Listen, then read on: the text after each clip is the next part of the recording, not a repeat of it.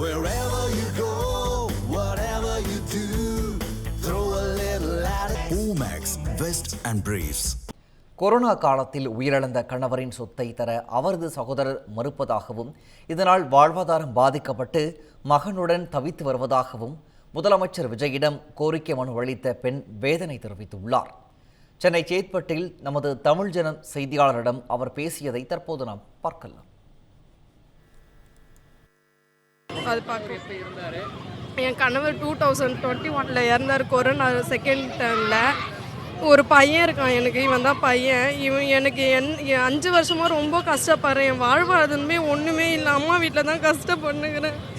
வக்கீலுக்கும் கோர்ட்டுக்கும் ஸ்டேஷனுக்கும் நான் எவ்வளோ கஷ்டப்படுகிறேன் சார். நான் யாருமே எதுவுமே எனக்கு ஃபேவராக பேச மாட்டுறாங்க சார். அதனால மனுவாக எழுதி கொடுத்தேன் நான்.